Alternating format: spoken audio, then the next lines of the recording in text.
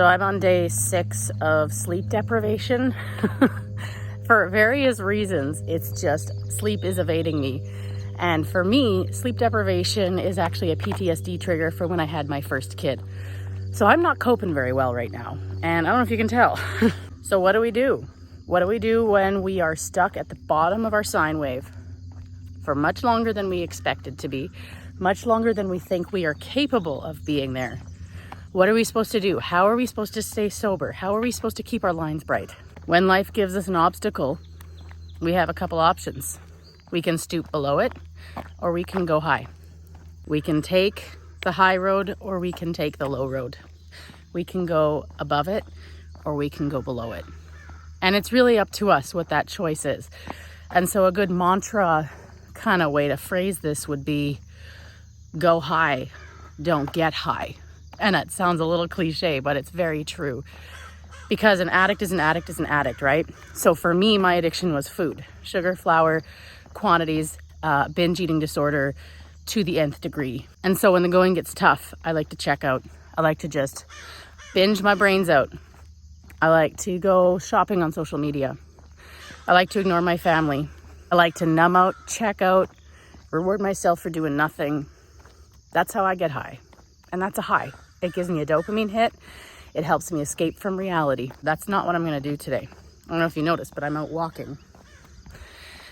And when I woke up this morning and I sat on my toilet, I did my toilet thanks, which is the first habit in my habit stack.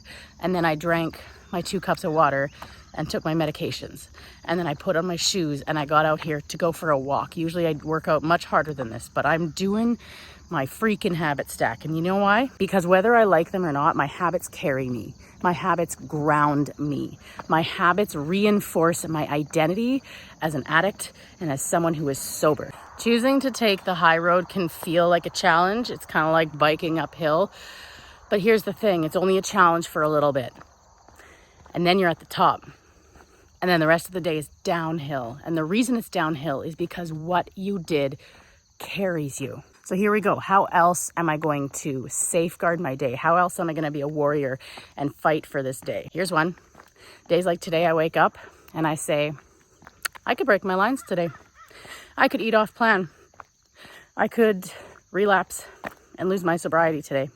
I am just as capable as anyone else of falling off plan today, even though I'm 2.5 years in without a line break with full-blown sobriety. I keep it real. I keep it humble. I know that I am no farther from the ditch than anyone else. I will also be leaning into my supports. I'll send a Marco Polo to my mastermind group. I'm going to let them know how I'm doing. I'm going to bookend this day. Once I've had a bright day, I'll go back on Marco Polo and I'm going to tell them and celebrate that I had a bright day. I'm spending time with family. I'm going to let a few people know that I didn't have a great sleep. I'm going to let my husband know I didn't have a great sleep. That way he can step up and help a little more with the parenting and the kids. Specifically for food addiction, I'm going to take anything that's a little bit nuanced in my plan and just be real firm about it today, just black and white. I'm not making decisions today.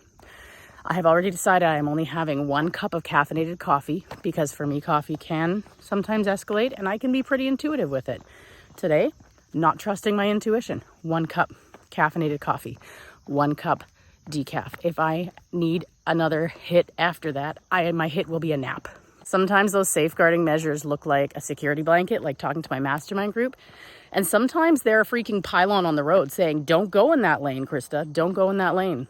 And last, but absolutely most importantly, every bright moment, every sober moment, I will celebrate. It does not matter that I am 2 years sober. What matters is today, because you know what? The hard days count more. The hard days count more. Those are doing more for your neural pathways than the easy days. So it counts more. After I finish my bright breakfast, good job, Krista. When I get from breakfast to lunch without snacking, good job. I will eat my bright lunch and I will say a little celebration to myself about that. When I get from lunch to supper, I will celebrate that. And when I finish my bright day and close my kitchen and go to bed bright, I will bookend with my mastermind group and I will celebrate that because that is an accomplishment today. If that is the only thing I do today, that is an accomplishment. You're allowed to be up on the sine wave. You're allowed to be down. You are allowed to be exactly where you are. So am I. And it's not a linear journey. Sometimes it's up, down, and all around, and that is okay. There's room for this too, and this too shall pass.